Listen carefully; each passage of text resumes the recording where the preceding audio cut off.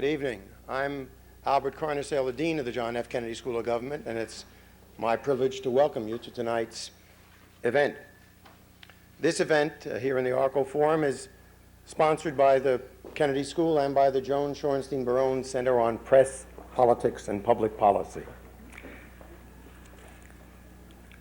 Tonight's event is about the Goldsmith Awards. This is the third year of the Goldsmith Awards, which were established in honor of Berta Goldsmith, an avid believer in the power of good journalism. Mrs. Goldsmith's legacy lives on in the awards that will be presented tonight.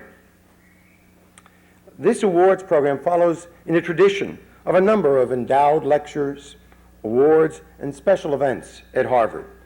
The Goldsmith Awards program, like its predecessors, awards excellence. In this case, excellence in investigative journalism and in research about government, politics, and the press. The Goldsmith Awards also reflect the Kennedy School tradition of bringing together practitioners and scholars.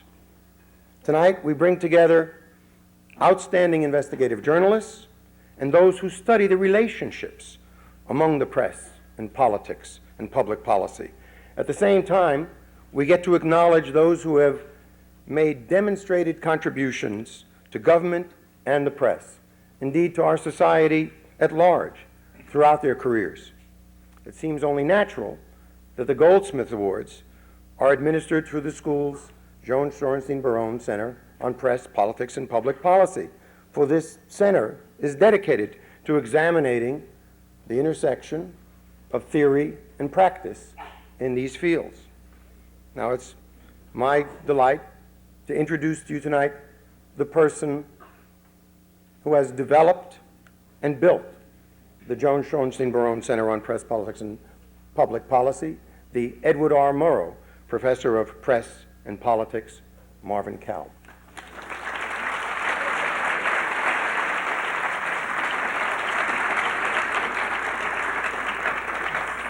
Thank you very much, Dean Carnesale, and welcome, ladies and gentlemen, to this third annual Goldsmith Awards ceremony. I've never told a joke about Henry Kissinger from this podium, but looking at Ted, I can't help but remember the different ways in which Kissinger used to say thank you. And I remember in 1975, Kissinger went out to San Francisco when he was Secretary of State to deliver a totally undistinguished speech about Africa. He knew very little about Africa, cared even less about it. But as Secretary of State, he was then in the process of doing 6 speeches about 6 different parts of the world. After he finished the speech, a woman came running toward him from the back of the auditorium. And she kept screaming, "Dr. Kissinger, Dr. Kissinger," and the security guys got very nervous. So they set up a block. And she burst right through them and went right up to Kissinger and she said, "Dr. Kissinger, thank you.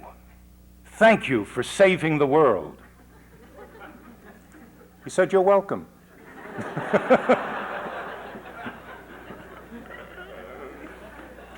Kissinger would tell you that he lived in the most challenging of times, and of course we all live in challenging times. At universities, visions can still soar, and many do, fortunately, but everyone knows that budgets are shrinking and research opportunities once taken for granted by the privileged academy come, when they come at all, with greater difficulty.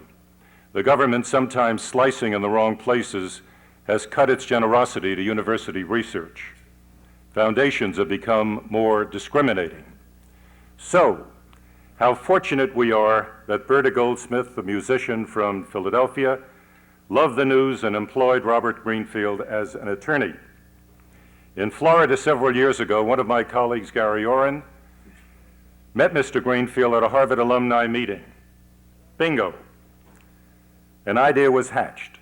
Wouldn't it be wonderful if the Goldsmith legacy could be organized around the central inspiring idea that excellence in scholarship and journalism could improve the public policy of the nation? I'd like very briefly now to ask Mr. Greenfield and Professor Gary Oren to just stand and acknowledge the applause of all of us. Thank you.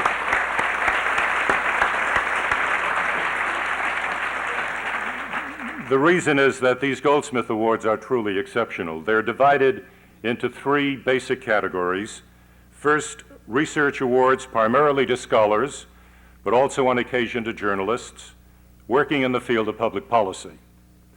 These awards range from hundreds to thousands of dollars, depending on need and the quality of the research and the researcher. Frankly, we want with these grants to stimulate a young army of PhDs to explore the exciting new world of press and politics.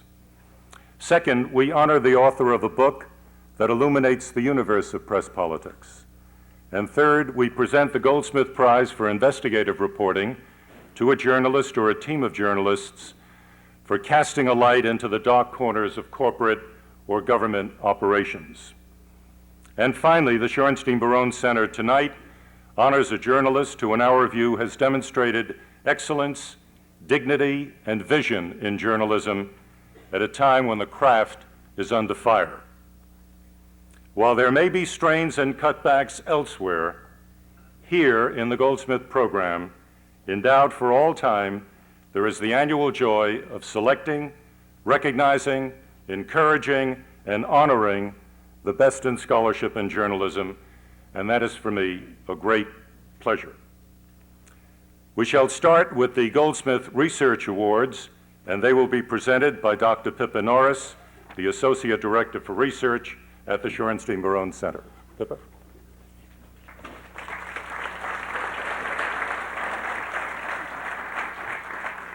Thank you very much, Marvin. I'm here to present the Goldsmith Research Awards to encourage first-class work on the press in terms of completing books, working on doctoral dissertations, and other publications. Now, words are good encouragement, but of course sponsorship is even better. It used to be thought at one stage that all poets should die young, all artists should suffer, and all scholars should die in garrets.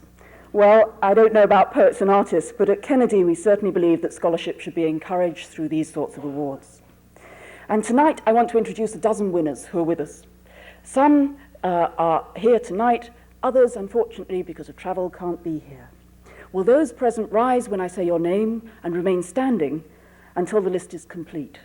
And to expedite matters, if the audience can withhold any applause until we finish, and then that would be very helpful.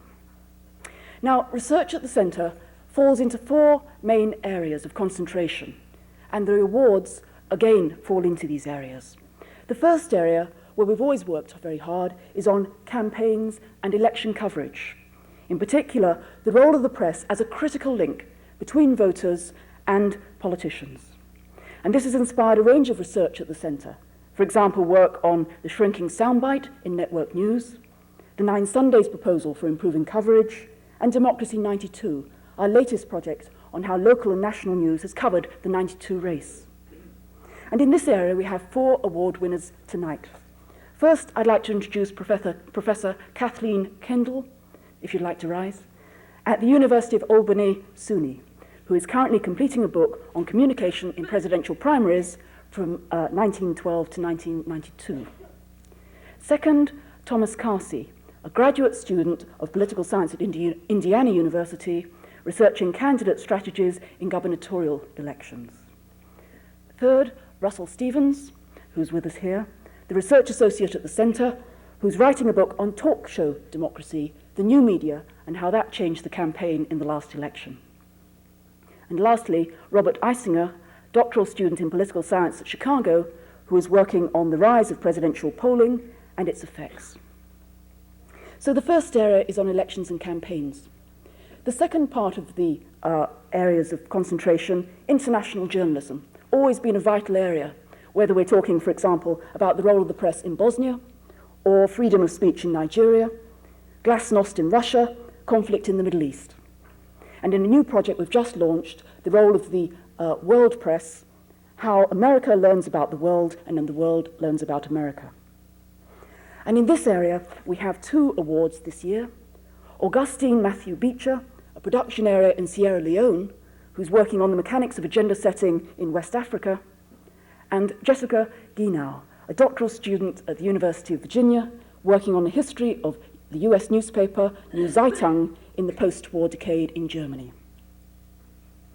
The third area, where again we focus very strongly, is on race and the press. And we've had a range of projects in the last year or so. We've looked, for example, at television coverage of the LA riots. We've looked at new research on press reporting of the Crown Heights affair. And within this field, we have 2 awards this year. Judson Jeffries, a doctoral student at the University of Southern California, who's working on media coverage of race in the 1989 Virginia gubernatorial campaign, and Lee Donaldson, an independent researcher from Maine, who's completing a narrative history of antebellum black newspapers. And the last area which the Centre has concentrated on is about US media and domestic public policy. It's a central part of the Kennedy School, and the Centre has always worked on these sorts of issues. In the past, for example, we have studies of how the press has covered the invasion of Kuwait, how it's covered policies on nuclear weapons, and on AIDS. And there are 4 awards this year in this category. Firstly, Lisa Cooklands, Assistant Professor of Communications at Boston College, analysing how the media covers NAFTA and trade policy in America. Second, Marion Rogers, an independent writer who's with us, working on a biography of the editor and journalist H.L. Mencken and his work on free speech. Trevor Thrall, graduate student at MIT, who's working on how the military deal with the press from Vietnam through to the Gulf War. And Professor Robert Shapiro, a political scientist at Columbia, who's analysing press coverage of President Lyndon Johnson. So this is all of our winners tonight, and we say, may you not starve for your scholarship, intellectually or physically. We wish you luck with your research, and we hope that your future work is as good as your past.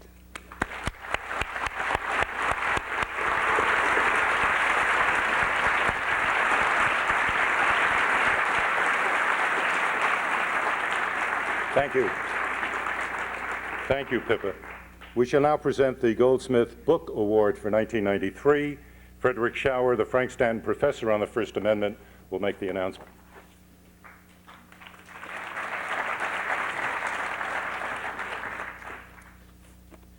I feel as if I am the permanent designated hitter for various different center events. This past fall, when Marvin had a particularly serious attack of recurrent back problems, I had to step in on 1 or 2 occasions. It turns out that tonight, our 1 award recipient who could not come because of 3 different canceled flights is the award recipient of the award that I was scheduled to give.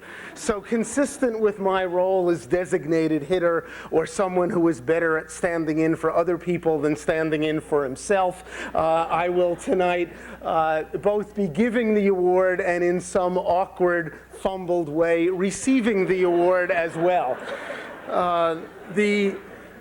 For those of you who have, as I have, lived in the Midwest, this confirms all of your worst fears. If you live in the Midwest, especially if you are an academic in the Midwest, you have this horrible feeling that everything happens in the Northeast and you are excluded. It turns out that if you look at the roster of tonight's recipients of various different awards, all the people who come from Washington, Philadelphia, New York, and the like were on flights that were not canceled. The award recipient, who is coming from the University of Chicago, finds that his flight has been canceled and he doesn't get to be here.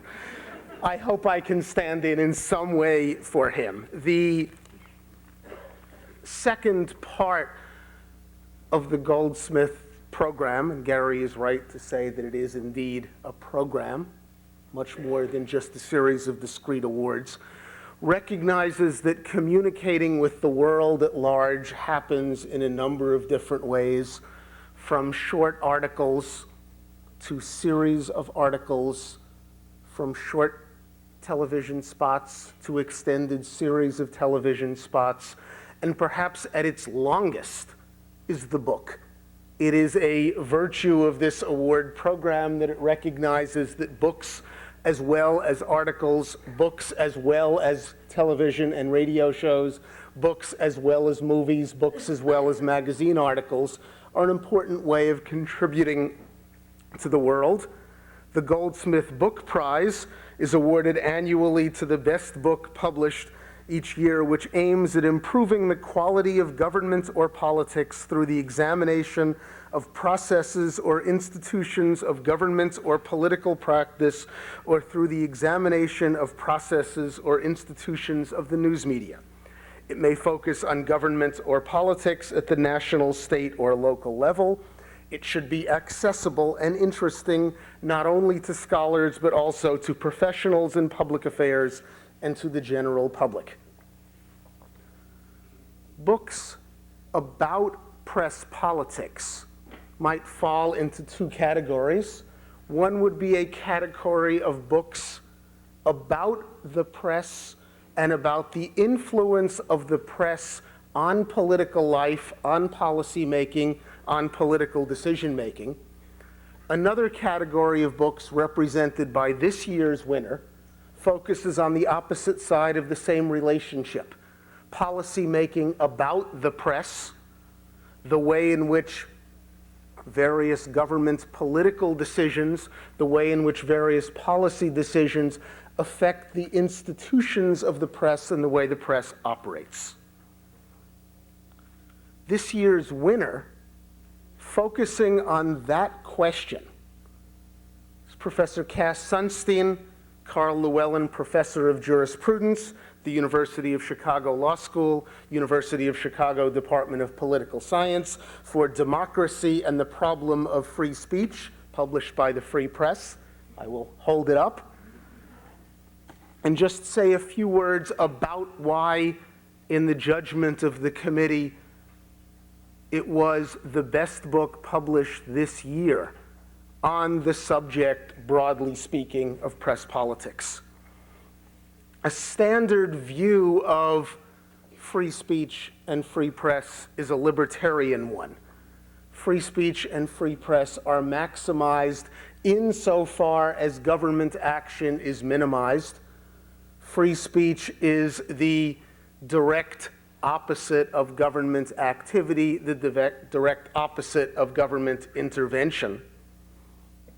The opposing view, represented by this book, and indeed in an interesting way represented by much of the discourse around the Kennedy School about public discourse and public deliberation, sees government as perhaps having a somewhat more proactive role in fostering citizen participation in government, fostering public deliberation, fostering discourse among citizens.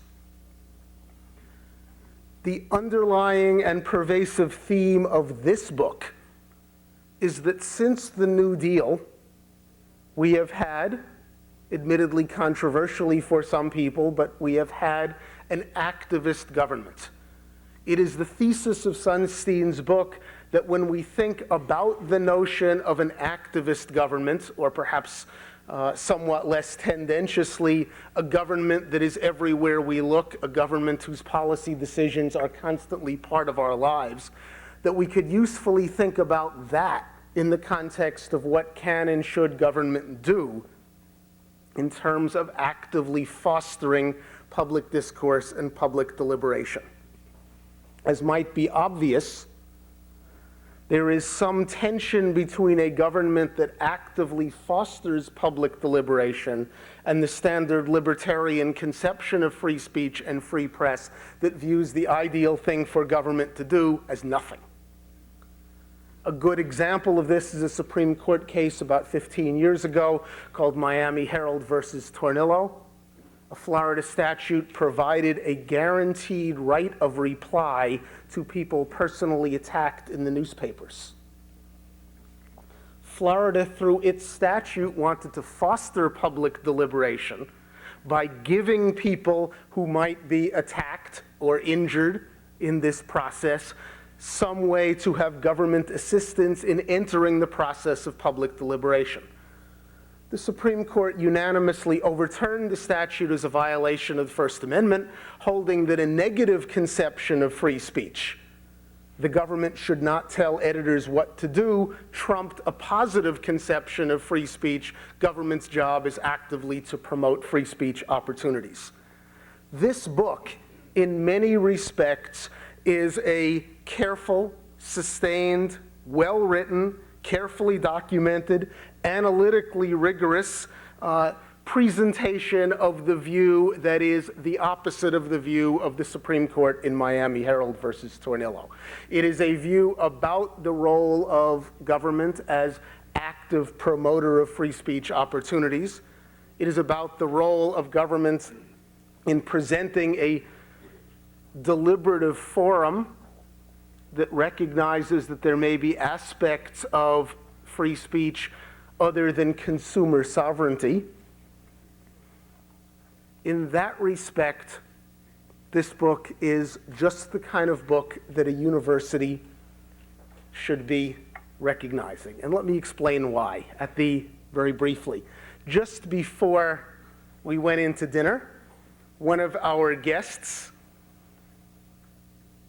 who did not know that this book and this author was going to be the recipient of this award, was talking to me. We had met at a conference about a week ago in New York, and he mentioned that this range of ideas that Sunstein was now espousing and arguing in some number of different contexts made him angry. His word was fulminate, not my word. And we talked about this at some length. What this seems to me to be an example of is that this is a book that, independently of this award, people are talking about. This is a book whose ideas are engaging important policymakers, and this is a book that is a challenge to the accepted wisdom. That challenge may be successful, that challenge may be unsuccessful. It may be right, it may be wrong, but it takes on the prevailing view in a careful, thorough, well-documented, and analytically precise way. I can think of no better kind of book for a university to recognize, and I'm pleased once again to announce the award of the Goldsmith Book Prize to Professor Cass Sunstein of the University of Chicago for Democracy and the Problem of Free Speech. Thank you.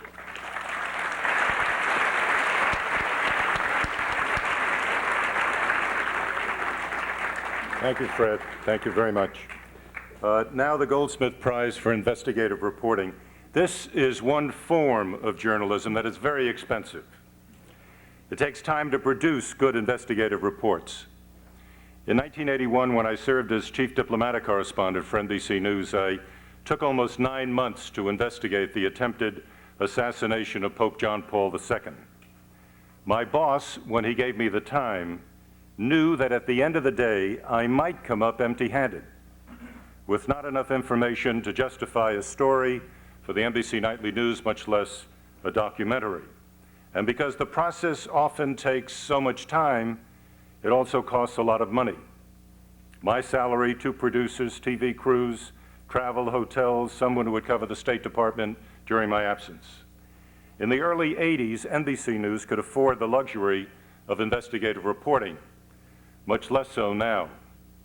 2 years ago, a Japanese scholar named Susumu Shimoyama came to the United States to study this craft of investigative reporting. According to Gene Roberts, the former executive editor of the Philadelphia Inquirer, writing in the American Journalism Review, Susumu interviewed reporters and editors hoping to do a study on this splendid American enterprise called investigative reporting. Imagine his surprise and disappointment when, after talking with many journalists, he learned that fewer were actually spending time on investigative projects. Some had been reassigned. Others were retiring. Susumu later wrote, "I interviewed quite a number of investigative reporters in this country for this project. There was one common word with which some of them described themselves in spite of themselves. That word was dinosaur." Susumu abandoned the original idea for his academic project and wrote a paper called "The Demise of Investigative Journalism in American Newspapers." Gene Roberts then expressed the hope that Susumu was exaggerating the problem. But Roberts added a somber note to his conclusion, quote, "Whether or not investigative reporting is threatened with extinction It is without question seriously battered. So are many other forms of substantive reporting, including steady and persistent coverage of news beats and subject areas. I suspect that there is less largesse for investigative reporting now than, say, 10 years ago. But the 6 finalists for the Goldsmith Prize prove that investigative reporting is alive and well in American journalism. Indeed, even if the pool is smaller, it is still flourishing. We received many excellent submissions. Each member of the Goldsmith Committee read all of them. We met for a weekend to consider this very worthy field. We chose 6 finalists. We could have chosen 20. As I call them, I'd like them to stand, and in alphabetical order, they are Gilbert Gall and Neil Borofsky of the Philadelphia Inquirer. They did pieces on warehouses of wealth, the tax-free economy. Lisa Hoffman and Andrew Schneider, Scripps Howard News Service. Home Infusion, Medicine's New Vein of Gold. Athelia Knight of the Washington Post. Murder on Trial. Randy Lee Loftus and Craig Flournoy, the Dallas Morning News. Race and Risk, HUD's $67 million plan and the housing deal. Andrew Schneider and Peter Brown, again Scripps Howard News Service, FDIC, Protector turned Predator. Ted Wendland and Dave Davis, the Cleveland Plain Dealer, Lethal Doses, Radiation That Kills. This afternoon at 4 p.m., the committee met for one last time, and after much consideration, we have selected Gilbert Gall and Neil Borofsky of the Philadelphia Inquirer as winners of the 1993 Goldsmith Prize for Investigative Reporting.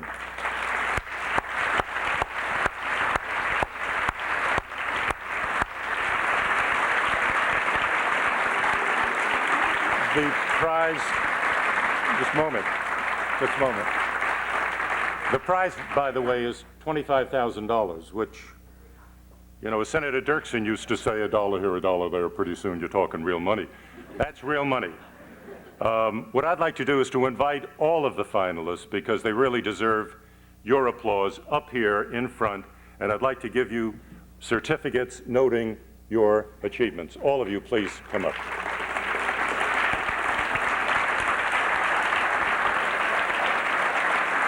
And some of you over here.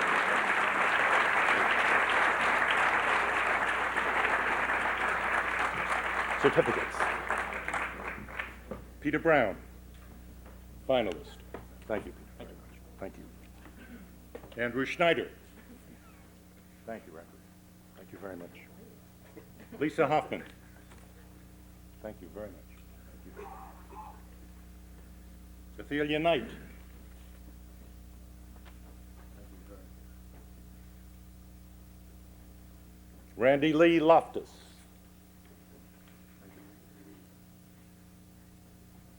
Ted Wendland.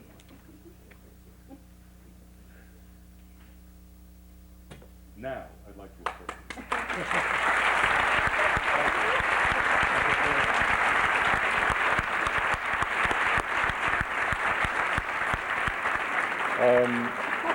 may I give this? Wow. Wow. Well, this is, take a look at it. It's not bad. It's somewhat larger than the check. Gilbert Gall and Neil Borofsky. So, here's one for you and one for you. And if you would like to say something, I would be honored to hear you. Good.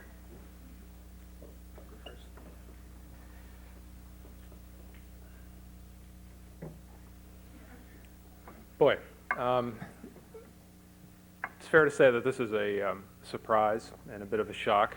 Even with the Pulitzer Prizes, the word tends to filter out that whether you're a winner or you're a finalist or whatever, and in this case, I have to say that you keep a good secret.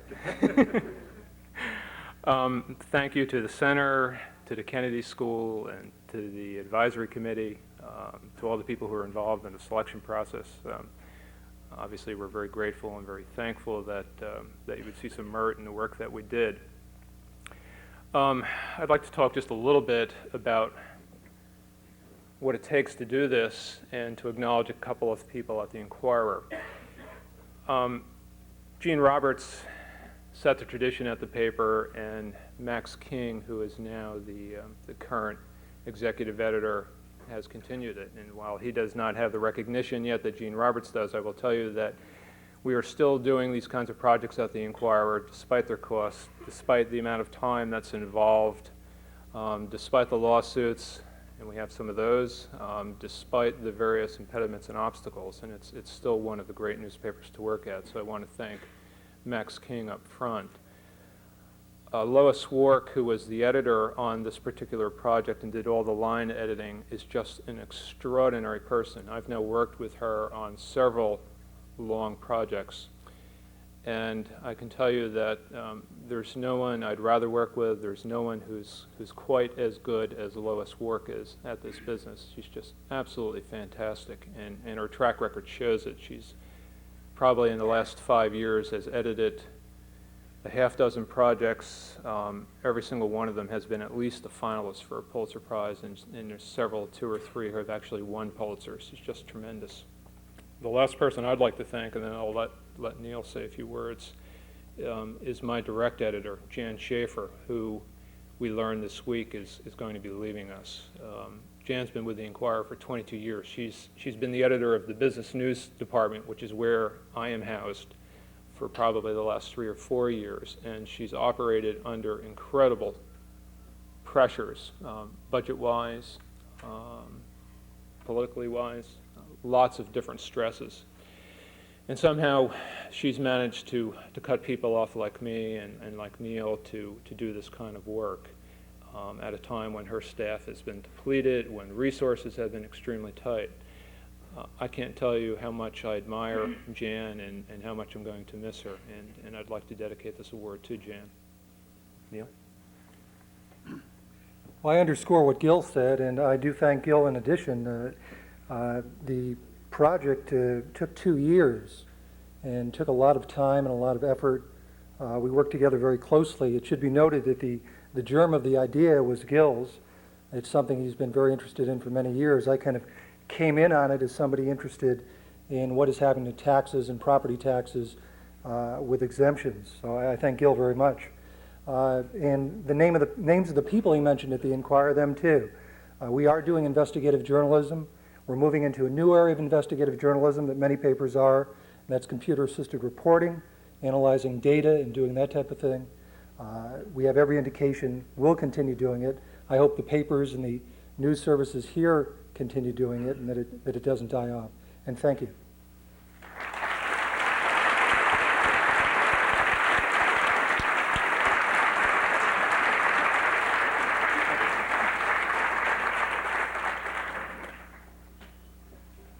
Now we switch to television news. First, I would like to honor the executive producer of the ABC News program, Nightline. Last winter, a few weeks after the World Trade Center bombing, Tom Patag led a team of Nightline investigators to the site of the attack in Lower Manhattan. With meticulous care, he reconstructed terrorism in action in a 2-part series called World Trade Center Ground Zero. It was a splendid example of the best in TV journalism, serious reporting about a serious subject, and the Shorenstein Barone Center would like to honor Tom Patag, executive producer of ABC's Nightline.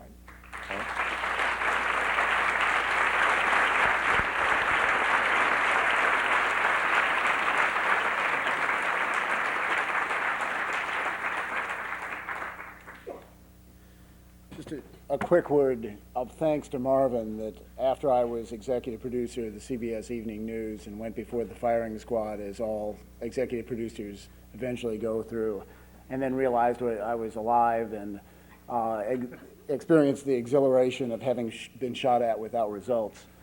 I came to Marvin and said, what do I do now, and what about this offer from Nightline? And there were people who said, you really don't go to Nightline. Nightline is a dinosaur. It's the last of the old quality programs, and it is going the way of all the old quality programs, and television is going tabloid, and don't do it. And I went to Marvin and said, what do you think? And he said, you'd be crazy not to do it. And I'm very happy to say that, to a large extent, with Ted, who began by saying, first thing I want to do is start doing some investigative reporting, Nightline has never had higher ratings. A serious news broadcast has an enormous following. And I honestly believe that television is finally taking a turn away from some of those things that I think the tabloid is at its end. I was at CBS, who said we want to go soft, we want to go domestic, and they promptly jumped from second place to third place.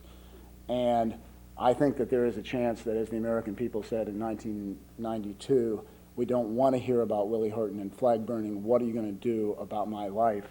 We're hearing the same thing from the American people to journalists, and I congratulate the investigative reporters who hung in there through all that. Thanks.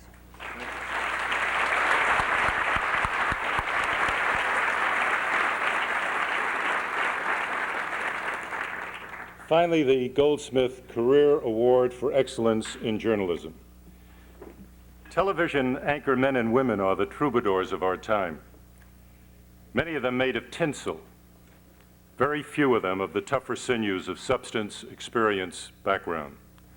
Like the lyric poets of France and Italy in earlier times, they have become folk heroes in our times.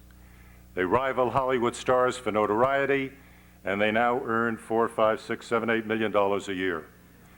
They personify celebrity journalism, and because of the nature of television, they also can confuse people. Ted Koppel interviews important politicians, but then so do Maury Povich and Rush Limbaugh and Oprah Winfrey. Tim Russert used to work for Governor Cuomo and Senator Moynihan, but now he hosts Meet the Press. David Broder of the Washington Post has warned about a blurring of the line in Washington, D.C. David Gergen leads a parade of journalists, or people who work in journalism, but who now work in government, at the White House no less, or officials who leave government to act as journalists. CNN, for example, a phenomenal network in so many ways, features Michael Kinsley on a nightly program with Pat Buchanan, who's still running for president, and John Sununu, who spent most of his life as a Republican politician from a nearby state until he joined George Bush at the White House.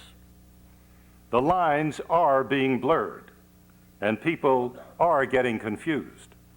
What's the difference these days between news and entertainment, between journalism and government, truth, docudrama, and fiction?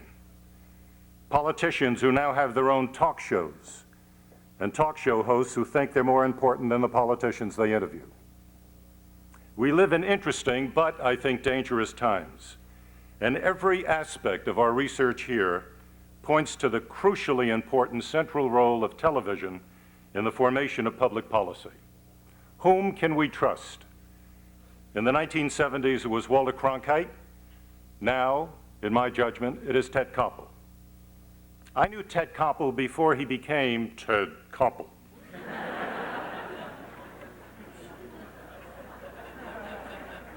It is the best testimony to his integrity as a journalist that the journey from the first Koppel to the second is so brief. He is essentially the same hardworking, clear-thinking, highly intelligent, and devoted husband, father, and friend that he's always been, except for one thing. He is now regarded by all of you and many millions beyond as a star anchorman at the very center of our national debate about the purposes of freedom and democracy. In my view, we could not ask for a better person. He is special, very special, but I'm obliged to tell you he is not perfect. Let me now, for the first time publicly, explain. In the early and mid-1970s, Koppel and I, Ted for ABC and I for CBS, traveled all over the world with Henry Kissinger, who was then Secretary of State. In the many corridors and airports where reporters wait for officials to dispense a crumb or two of information, we dreamed up the plot for a novel. And then when we got home, we co-authored In the National Interest, the story of a dashing, handsome, brilliant television reporter covering the Secretary of State in the Middle East. Of course, we each had our vision of what this reporter would look like. Koppel thought he ought to be about 5'9" with reddish hair. And frankly, I thought he ought to be about 6'3" with steely gray hair. I thought that was more dignified and sophisticated. I think he might have ended up being 5'11" with reddish hair that was turning gray. Anyway, our publisher loved the manuscript, except for what he called the OSS. It wasn't there, he complained. The OSS?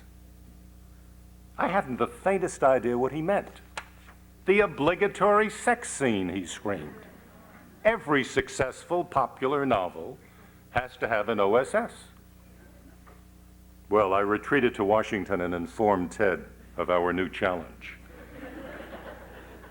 Who's going to write it? Ted asked, cutting to the heart of the issue. You, I explained, showing all of the mental acuity of a prospective Kennedy School professor who appreciated the value of content analysis. You have 4 children. I have 2 children. That means that you are twice as good at this stuff as I am. You're younger and presumably therefore know more about it. Ted instantly bought my flawless analysis. He wrote the OSS, and now here's the flaw in Koppel that I alluded to before. When I read his OSS, I realized that Koppel couldn't write a good sex scene if his life depended upon it. It was terrible. Now, I won't embarrass him by reading from the draft at this point. Ted Koppel is my dearest friend, and it is my pleasure to honor him with the first Goldsmith Career Award for Excellence in Journalism. Ladies and gentlemen, join me in welcoming Ted Koppel.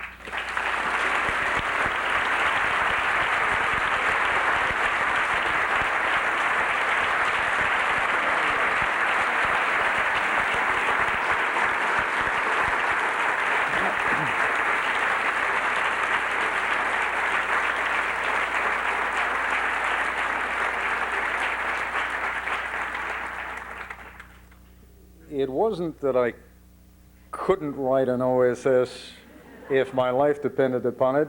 It was, since you know my wife, that if I had written an OSS, my life wouldn't have been worth a damn. I am moved almost to tears by the happy coincidence that this award comes to me when my best friend is the head of this organization.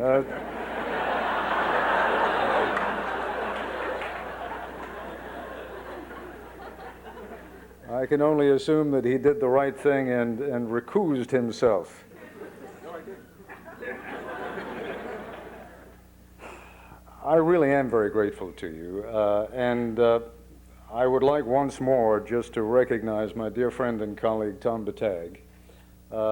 There's a natural tension that always exists on occasions like this, the natural tension coming between those of you who want the speaker to get on with it and the speaker who feels a sense of guilt in accepting an award without giving proper thanks to all the men and women who deserve it. Those of you who know anything at all about television journalism know that this is not a one-person job, quite the contrary. And so, Tom, you're it tonight. You represent all those men and women who have helped us keep this program going, and I thank you, and through you, I thank them. And, of course, I thank the committee, and Mr. Greenfield, I thank you very much. I'll have you all out of here in time for Primetime Live. I know you're concerned about that. I am sure that those of you who know my friend Steinberg were as alarmed as I when you heard of his plan to rent a tent and charge admission for the spectacle of watching him dive from a 50-foot platform into a damp sponge. Those of you who don't know Steinberg, let me explain to you. On the day of the event, roughly 300 people showed up, each of whom had paid $3 to watch the spectacle. Most of them did not know Steinberg, and they were somewhat shocked when this rather unprepossessing figure of a man came out. In fact, he was, at that time, 72 years old, about 5'3", wearing this tattered bathrobe, and there was a little gasp that went up in the crowd when he started to climb up the ladder to that 50-foot platform, and he stopped at about the fifth rung, and he turned around and he said, "I don't want you to worry about the fact that no one has ever successfully performed this feat before. You paid your $3 and you're entitled to see the act." And a couple of people in the crowd, in spite of themselves, yelled out, "Steinberg, don't jump." No, he went up a few more rungs at that point, shedding off his ratty old bathrobe, and there was another gasp that went up from the crowd because, as I say, he was just a scrawny little old man. Now he's about 20 or 30 feet in the air, and he says, "I don't want you to worry about the fact that I've got the rheumatism. It's okay, I'm going to jump. You paid your $3, you're entitled." Now there are 3 or 4 people in the crowd saying, "Steinberg, don't jump." But Steinberg keeps on going up the ladder, stops at about the 40-foot mark and says, "And the fact that the doctor's worried about the lump, I don't want you to worry about that either, because you paid your $3 and I'm going to do the jump." By now, 30 or 40 people in the crowd, embarrassed to watch this old man climbing up the ladder, are beginning a chant. "Steinberg, don't jump! Steinberg, don't jump!" But he makes it all the way up to the 50-foot platform and stands there teetering slightly. "No one," he says, "has ever made this jump before and lived, but you paid your $3 and you're entitled." Now the whole crowd is in full throat. "Steinberg, don't jump! Steinberg, don't jump!" He holds his hand up and he quiets the crowd. There are tears in his eyes. They are visible all the way from the ground. And Steinberg says, "I'm very moved that you don't want me to jump. And I'm not going to jump." And there is a sigh of relief that courses through the crowd. Steinberg looks at his watch and says, "The next performance will be at 6.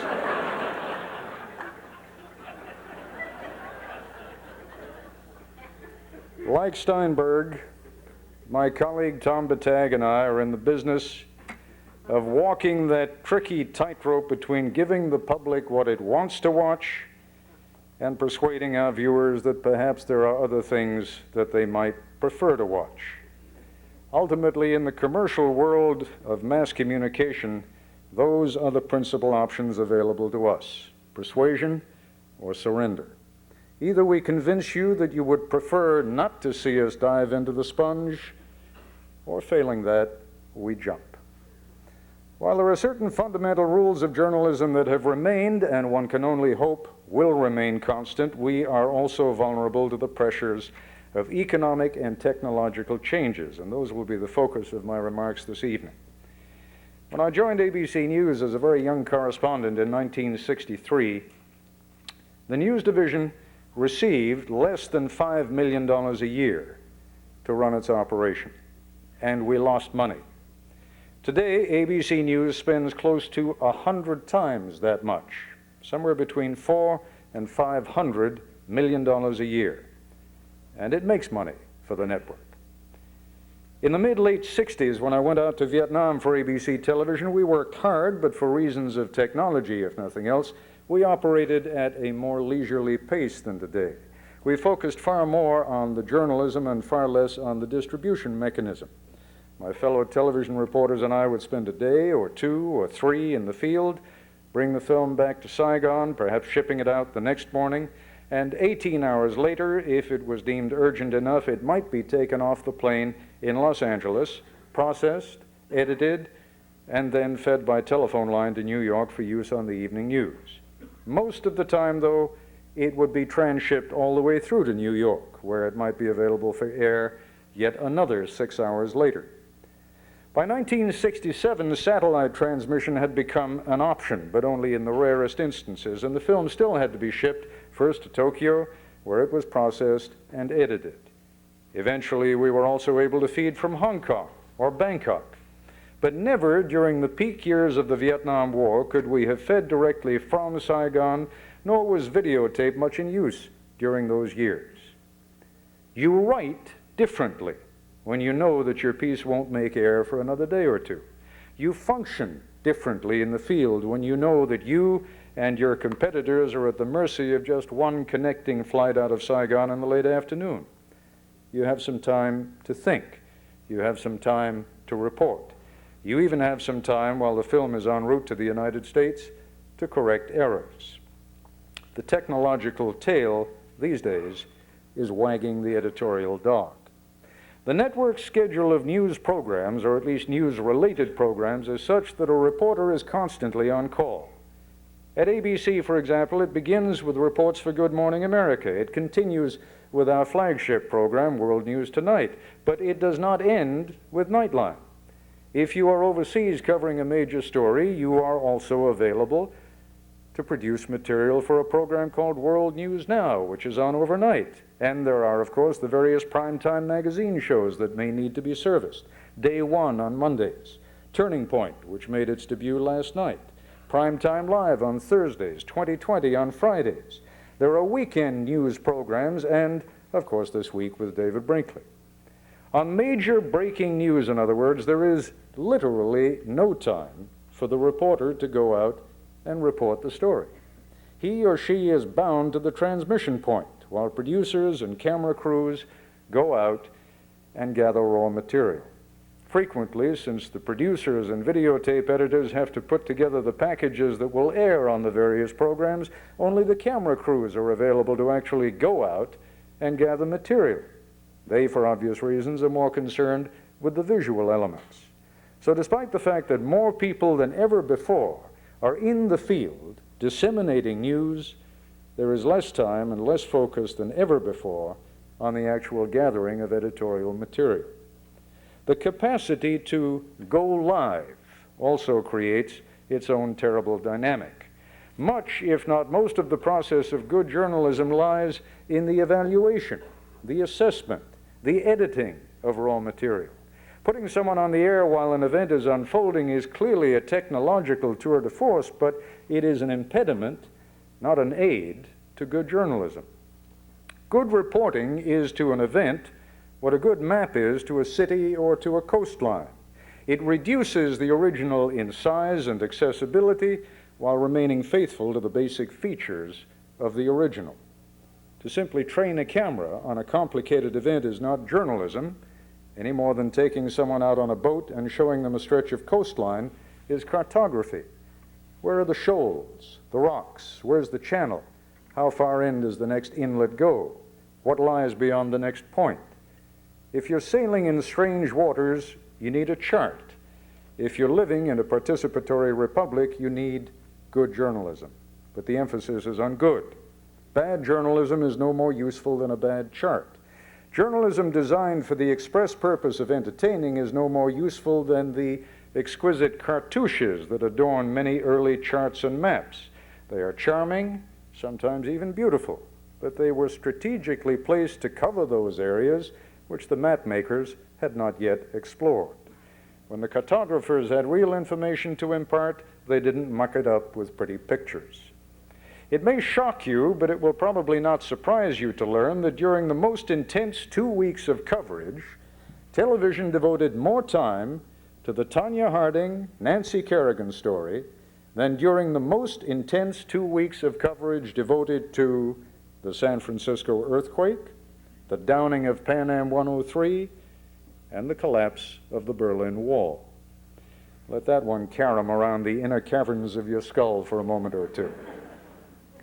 It is, when you think about it, an inevitable consequence of the marketplace bringing its economic forces to bear on journalism.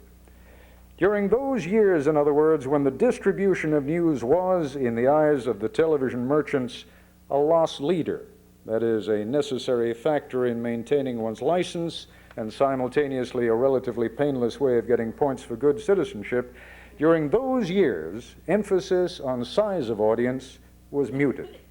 Documentaries weren't produced to make money. Programs like Meet the Press, Issues and Answers, or Face the Nation were incredibly cheap to produce and helped to fill what was otherwise a pretty barren time of the week, Sunday mornings. In such a climate, even esoteria might occasionally be permitted. But not anymore. Time on television has become much too valuable. News programs, while far more expensive than 30 or 40 years ago, are still, relative to shows produced in Hollywood, extremely cheap. And lo and behold, they have become hugely profitable.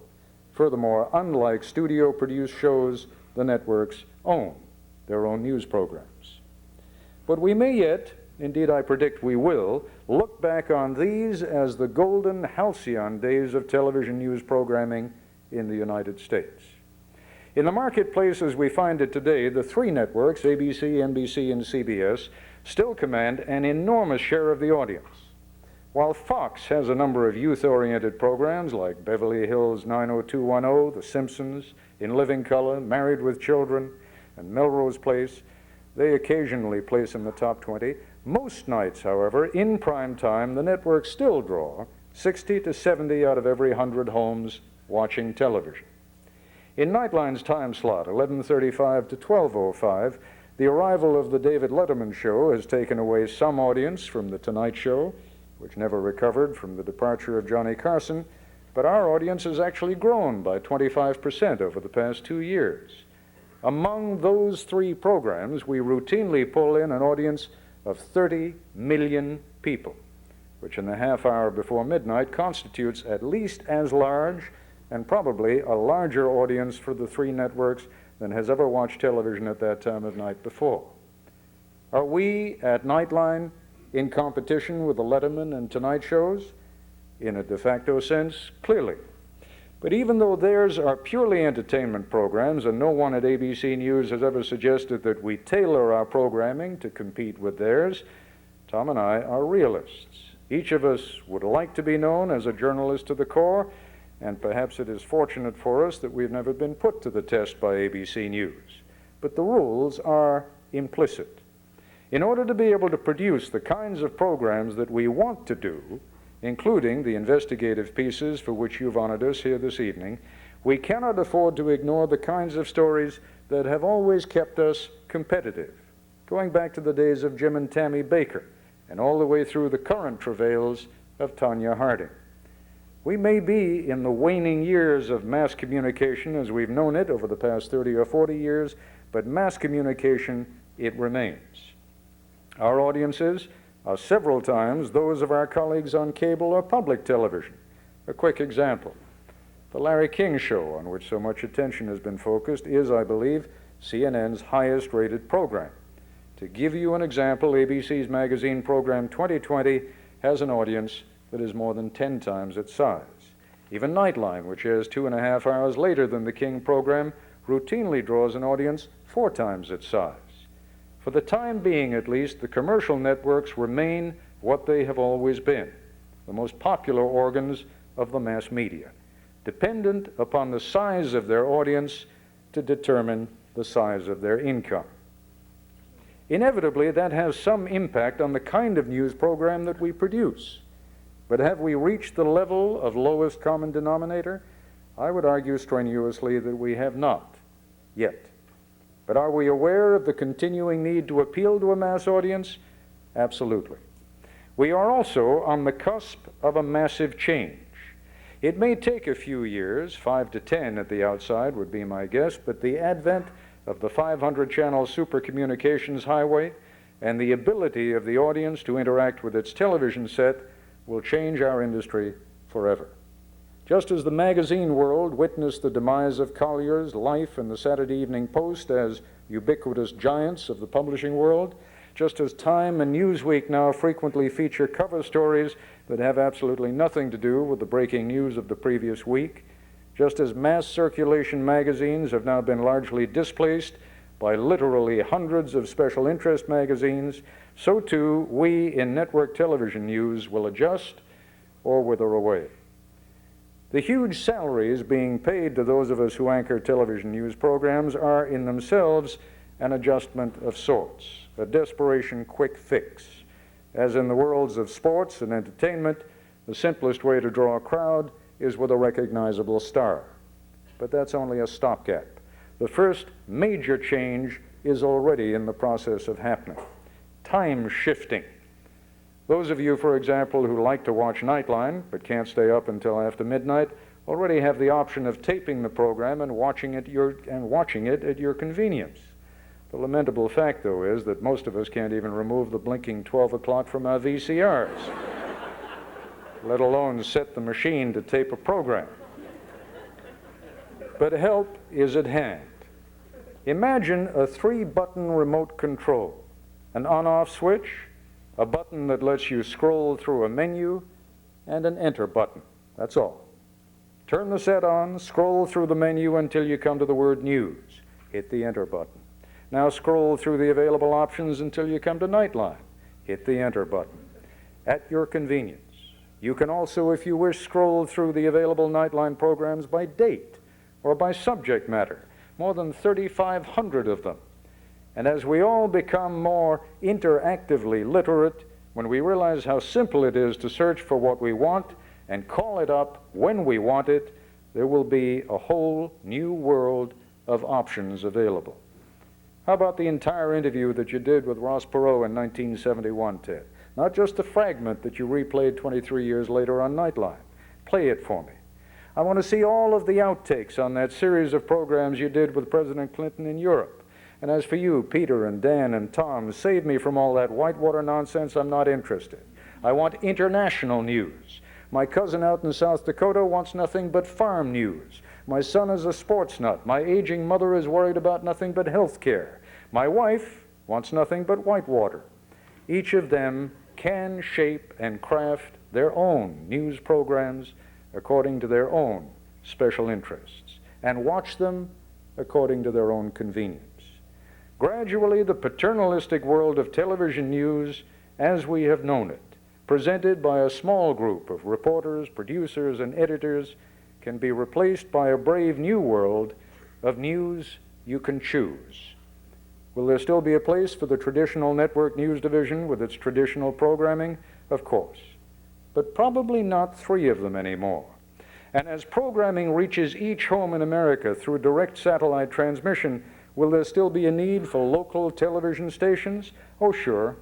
But not more than 1 or 2 to a market, and even then only if they provide the one thing that syndicators won't give them: wide-ranging local coverage.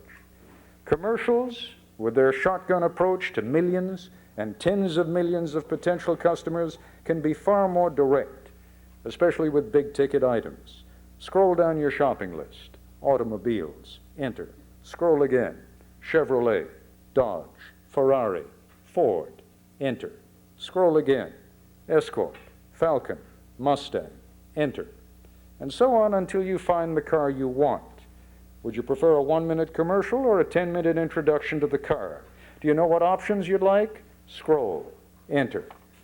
Are you ready to talk with a member of our sales staff? Enter. And so on through the sale. If you're ready to buy, or on to the next car if you're not.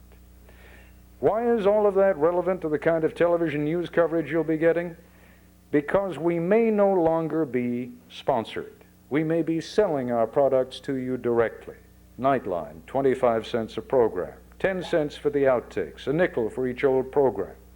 But gradually the audience will become more and more fragmented. the information requested more and more oriented to the specific interests of the viewer, and the economic dynamics that have driven television news for the masses, with all its strengths and weaknesses, will cease to exist. What I'm offering you here, of course, is simply opinion, not revealed truth. But it disturbs me that so little attention is being paid to the changes that are all around us. We have traveled during my relatively brief professional lifetime from an era during which television news was regarded by its practitioners as almost a calling. The high priests of our industry had access to money, but nothing extravagant. They could, within limits, follow their professional instincts, even their consciences. There was scarcely any interplay between television news and the business of television, because there really was no business of television news. Now, it is a massive billion-dollar industry, and that has imposed its own drawbacks. But still, there are top-flight professionals gathering, producing, and editing excellent and free news programs for tens of millions of viewers. The era upon which we are embarking, however, will winnow out the well-to-do and the well-educated viewers. They will be ordering their news a la carte. They will do their high-priced shopping the same way. What will be left for the less well-to-do and the less well-educated among us will truly be television of the lowest common denominator, a national inquirer of the air sponsored by those products for whom demographics are irrelevant, to whom numbers are the only thing. Television, which for so many years has been the great homogenizer in this country, seems poised to go the way of radio stations and newspapers and magazines. And since you were nice enough to ask, I'll tell you, I think it's a lousy idea.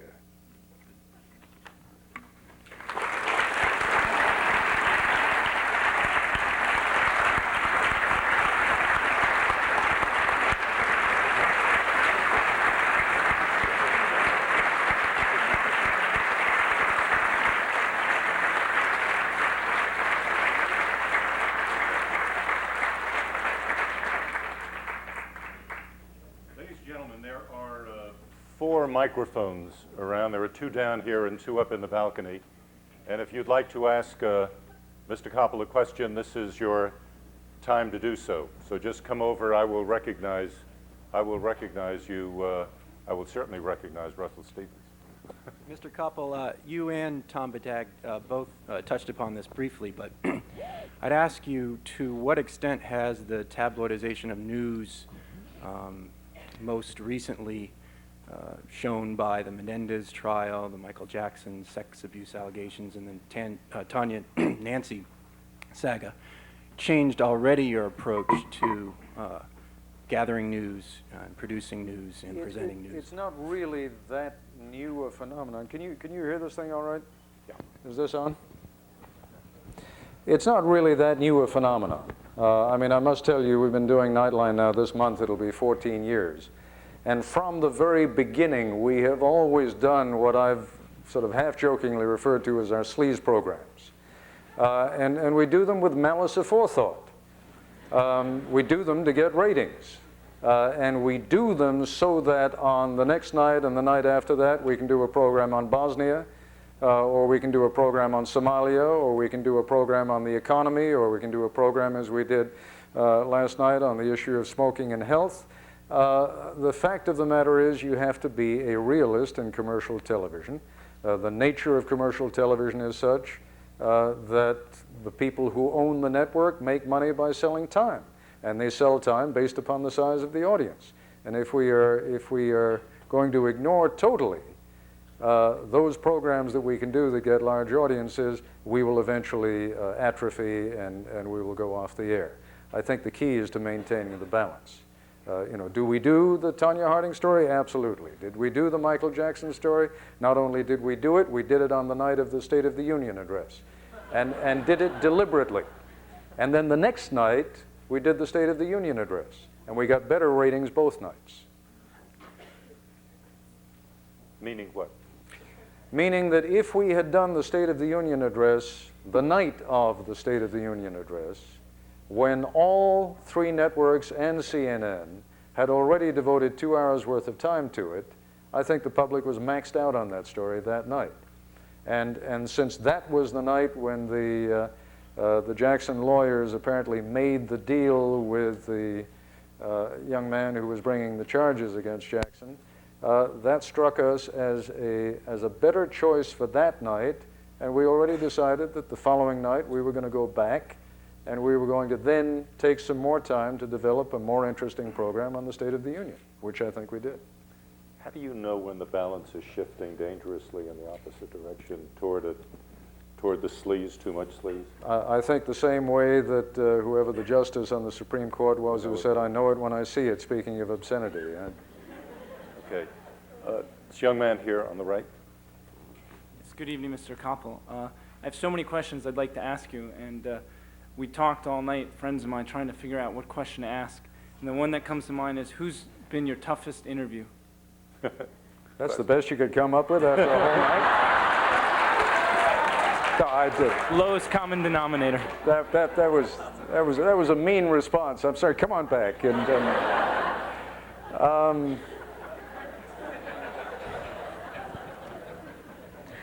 not the people you would think.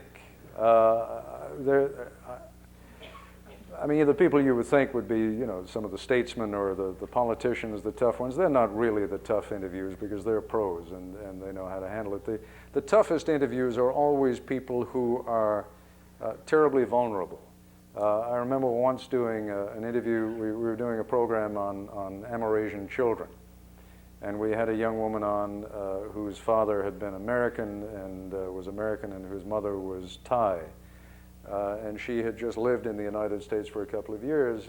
She was a lovely young woman, and I remember asking her, she was about 19, what she found most different about the United States. And she said that I can see the sky. And I said, I'm sorry, I don't understand. Why couldn't you see the sky in Thailand?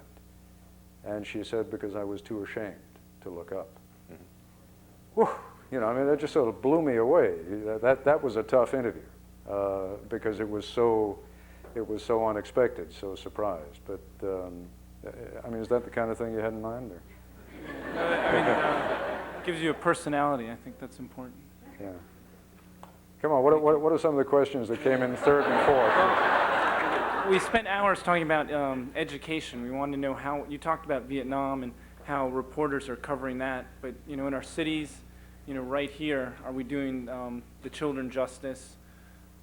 No, you're But absolutely right. That was too specific for tonight. No. I mean, that's a very smart question because we agonize a lot. I mean, we really do sit there. If there's one thing I want to get across to all of you here this evening is let's not have the hypocrisy of pretending that we don't worry about whether people are watching. Of course we do. If we forget about that, then I think, you know, one of the last best good news programs on commercial television is going to go off the air. We've got to keep it alive. So what we have to do is to find ways of doing subjects like that, like education, in a manner that will keep people engaged, that will keep people interested. The only reason I mentioned the sort of relative ratings that we have to a program like the Larry King program, or for example the McNeil-Lehrer that I'm sure a lot of you here watch. McNeil-Lehrer is a wonderful news program. It's a terrific news program. It has no rating in a commercial sense.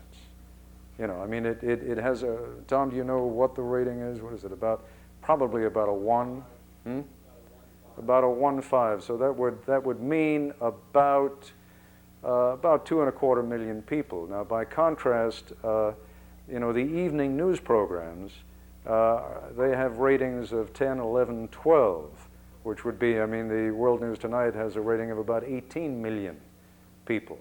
Nightline has an average weekly rating of about somewhere between 5.5 and 6, so that means about 8 to 9 million people.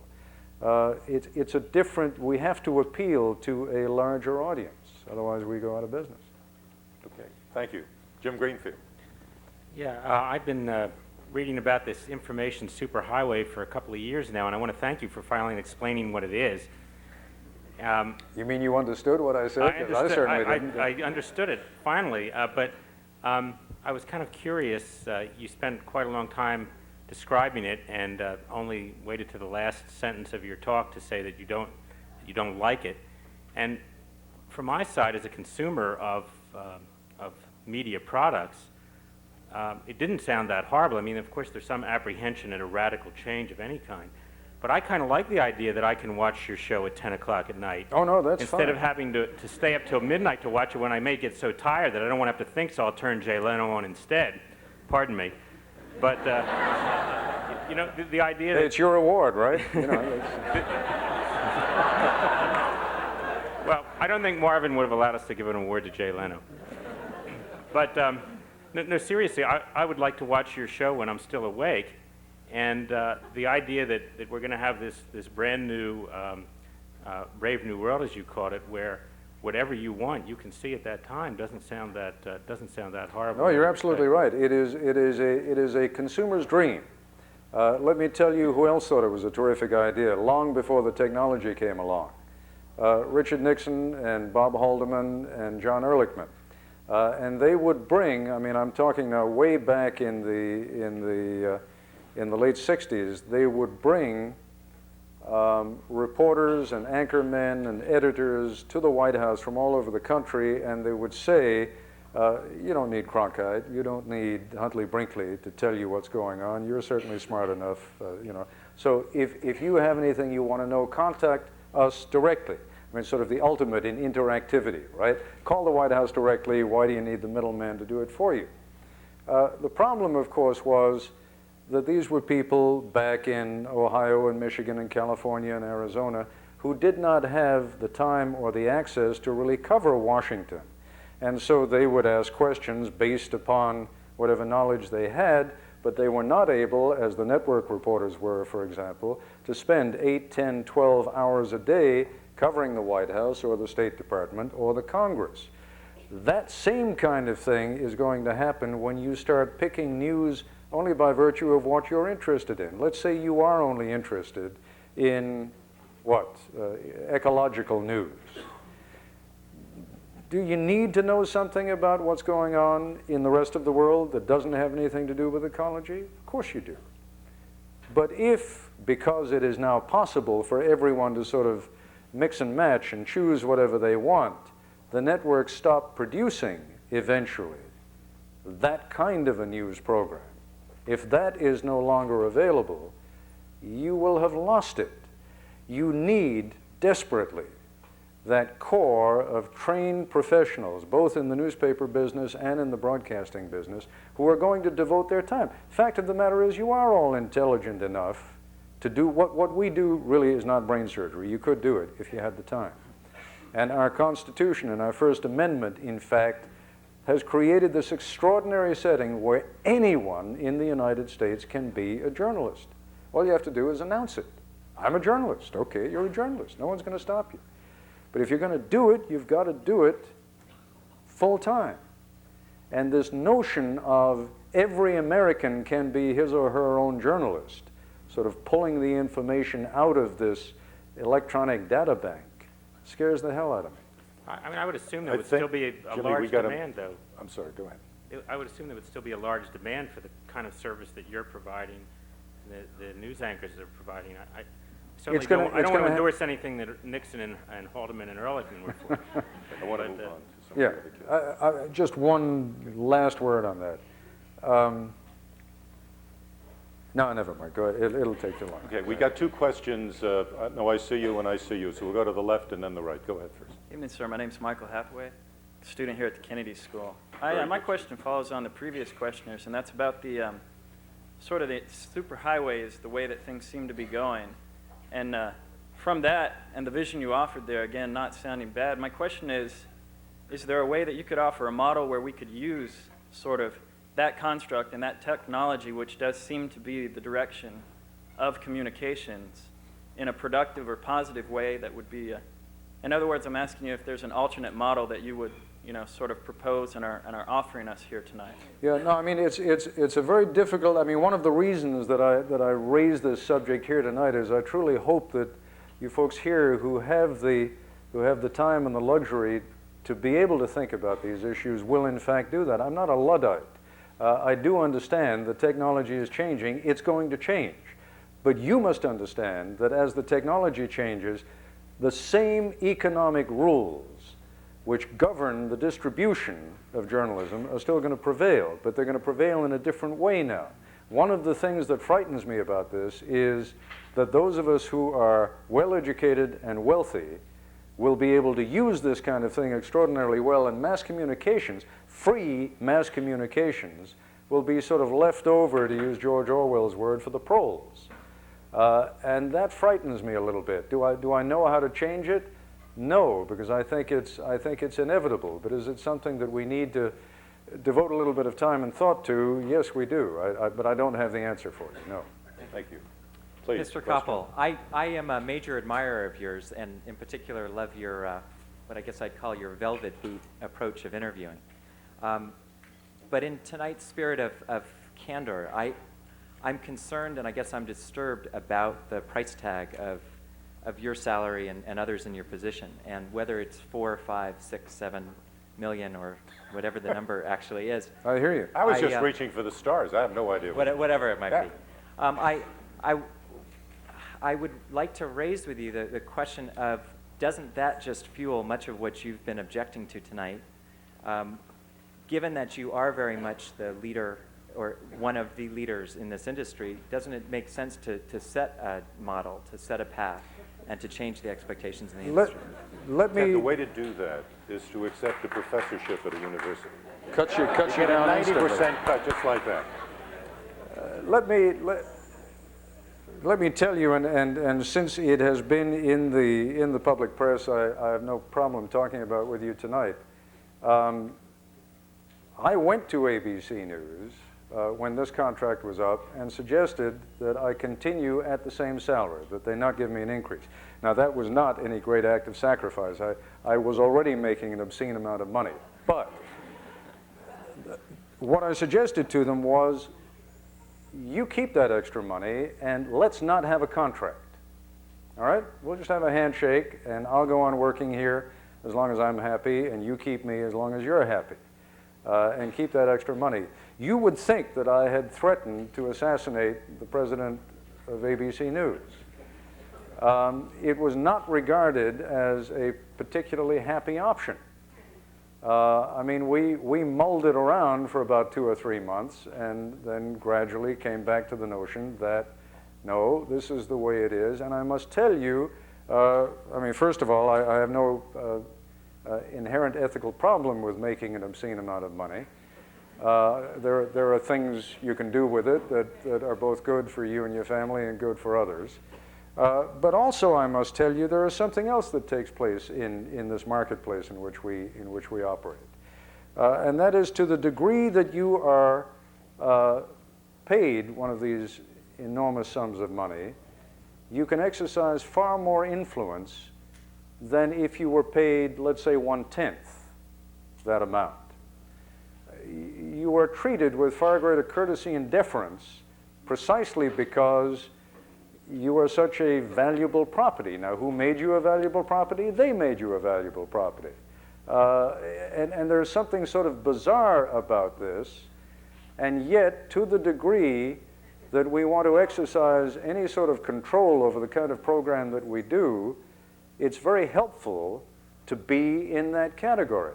Do I recognize it for what it is? Of course. It is, you know, we're in a commercial line of work where having recognizable people doing the news is the surest way. I mean, just to give you for instance, Diane Sawyer, who has certainly been in the news a great deal, yesterday premiered this new program, Turning Point. They had a 31 share on that broadcast last night. That means that 31 out of every 100 television sets in use were watching that broadcast last night. That is a huge audience. Now, to what degree was that a function of the subject? To what degree was it a function of Diane anchoring the program? Both. And you know, as long as those laws of economics are at play, you're going to see this happen. I don't think that 10 years from now you will still see the kind of, handful of overpaid anchor people in television that exists today. Ted Turner, who has been something of a visionary in this business with the creation of CNN, has deliberately gone out of his way not to create stars on his network. Now, Larry King is something of an exception, Bernie Shaw to a certain degree, but by and large, you'd have a hard time naming all the anchor people on CNN. I think you're going to find a lot more of that in the years to come. Is that responsive to you? That's going to be a very good answer. I'm sorry, we're going to move on. And if you promise to shorten your answers, we will have 2 more questions. Right over here, please. Hello, Mr. Koppel. As the 2nd anniversary of the LA riots approaches, I was wondering if you would comment on Nightline's coverage of the riots and your post-riot visit, your impressions of your post-riot visit to Los Angeles. Tell you what, so that I can follow my instructions here, could you refine that question a little more, sort of narrow it, and, sure. and let me know what you're I after? remember an episode. It was kind of a town hall setting, and you responded very strongly to a woman in the audience. I believe this was after the riots, and it had to do with, I believe, the issue of whites as racists, and you were commenting on degrees of racism. Does that sound familiar? Yeah. If you could comment on that, Sure. What had actually happened was that we were going to do a panel discussion that night in a local Baptist church in South Central Los Angeles. And when we got there, we found that the minister of that church had advertised the event as a town meeting. We had not planned to do a town meeting. We were not set up to do a town meeting. There was considerable anger among the 200 or 300 people who showed up and who had been promised a town meeting because we didn't have it. So when our broadcast was over, that night's broadcast was over, the director sent down 2 or 3 cameramen with cameras on their shoulders, and we faked it. I mean, when I say faked it, normally we would have the cameras set up in fixed positions. We recorded a town meeting for broadcast the next night. That was what you saw. It was something about as spontaneous as you're ever going to see in network television, because we literally had not planned to do it when we walked in that night. Okay. The last question, Steve, go ahead. Thanks. Given that in the current system you can still do what you say you're doing, which is draw people into serious news by talking about Tanya Harding on one night so that they watch the next night. But given that in the future system... That's actually, if I may correct you, not what I was saying. What I'm saying is if our audience on the Tanya Harding night is big enough, it doesn't matter if the audience on the serious night then is considerably smaller. Okay. On average, you get a... But given that you can balance out like that, sure. And in the future system that you've outlined, you really can't do that because people will be able to select and just watch the Tanya Harding episode. What is the and given that people aren't reading newspapers to the same extent that they have been, or at least they're reading USA Today, what does the future look like for aspiring young journalists? I mean, is there going to be serious journalism for us to pursue? Is there going to be an audience for us to Oh, sure. to write Oh, to? absolutely. I mean, the good news is, software is in.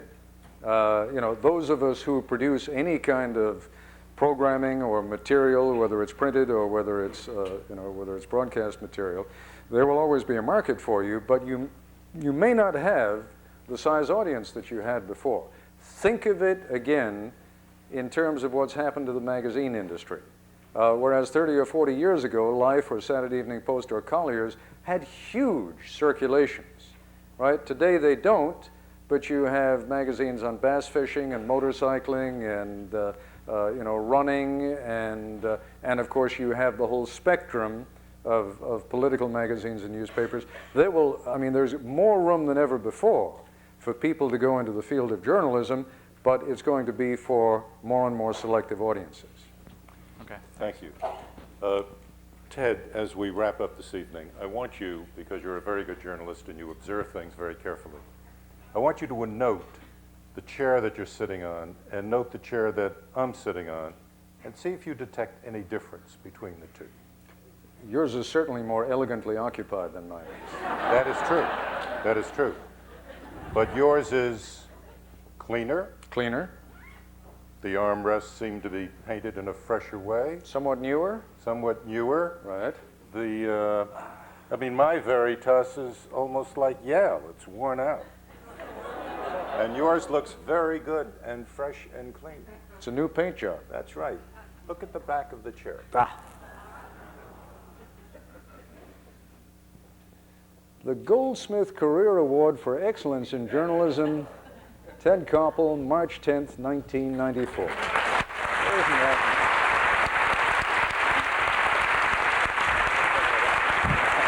Thanks, Rob.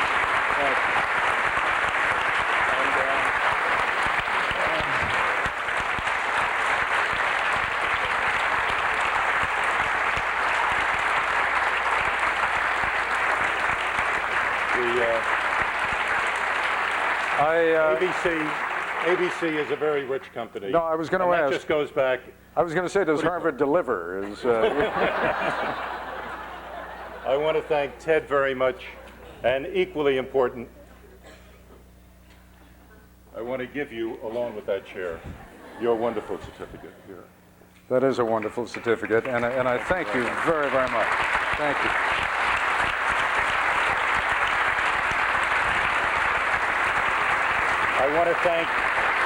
I want to thank all of you for coming to this Goldsmith Awards ceremony, and I want particularly once again to thank those who were the finalists on the Investigative Prize, those who won the research prizes, and for Professor Sunstein, who couldn't get here because of the elements. I thank them all for producing the kind of quality work that we are honored to recognize. Thank you all for being with us tonight.